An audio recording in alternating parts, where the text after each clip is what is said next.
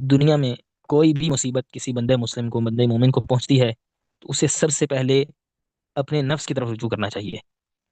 یہ دیکھے کہ یہ میری وجہ سے ہوا ہے، میری اپنی کرتوت کی وجہ سے ہوا ہے. جبکہ ہمارے یہاں عموماً کیا ہوتا ہے کہ جیسے ہی کوئی ایسی مصیبت تکلیف آتی ہے، ہم اپنی طرف رجوع کرنے کی بجائے دوسروں کو الزام دینا شروع کر دیتے ہیں. فلاں ایسے کر لیتا تو ایسے ہو جاتا، فلاں نے اگر یہ فیصلہ کر لیا ہوتا تو ایسے ہو جاتا. حالانکہ اصل بات یہ ہے کہ جو فلاں ہے، مثال کے طور پر بعض لوگ ایسے کہتے ہیں کہ فلاں حکومت اگر ایسے کر لیتی تو پھر ایسے نہیں ہونا تھا. اس حکومت کو آپ کے اوپر مسلط کس نے کیا ہے؟ کیا ان کے پاس اتنی طاقت ہے کہ وہ خود سے آپ کے اوپر مسلط ہو کے آ جائے؟ نہیں. آپ جیسے انسان ہے نا، انسان تو اپنی پیاس کو برداشت نہیں کر سکتا، بھوک کو برداشت نہیں کر سکتا، اپنی قضائے حاجت کو نہیں روک سکتا. اس کی کیا حیثیت تھی کہ وہ آپ کے اوپر مسلط ہو جائے؟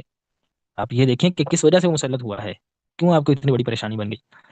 اپنی طرف، اپنے نفس کی طرف رجوع کریں. جہاں پر بھی آپ جائیں گے آپ کہیں گے کہ نہیں فلاں کا قصور ہے، اس کو ایسے کرنا چاہیے تھا. ٹھیک ہے، اس کا قصور ہے، فلاں حکومت کا قصور ہے، فلاں ادارے کا قصور ہے. ٹھیک ہو گیا. اس ادارے کو آپ کے اوپر مسلط کس نے کیا ہے؟ پیچھے کون ہے؟ جیسے ہم نے شروع میں بات کی کہ سلف یہی کہا کرتے تھے، علماء یہی کہتے کہ مومن کی جو نظر ہوتی ہے وہ صرف سامنے والے پہ نہیں ہوتی، اس نے مجھے تکلیف دی ہے تو اس کے اوپر نظر نہیں، اس سے پیچھے.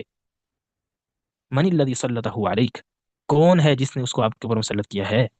کوئی تو ہے نا پیچھے. وہ کون ہے؟ اللہ تعالی.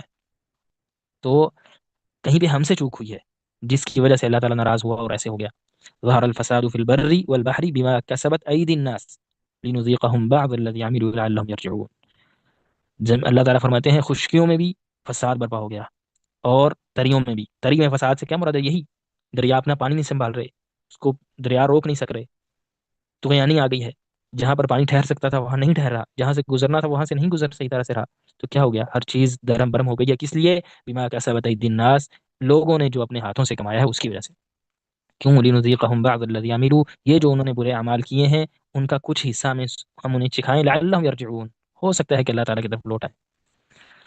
وما اصابکم من مصیبت، تمہیں کوئی بھی مصیبت پہنچتی ہے فبما کسبت ایدیکم، تمہارے اپنے ہی کرتوتوں کی وجہ سے ہوتی ہے. ویعفو عن کثیر، اللہ تعالیٰ تو تمہارے کتنے ہی ایسے گناہ ہیں ان سے درگزر کر لیتے ہیں، ان کو معاف کر دیتے ہیں اللہ تعالیٰ تو.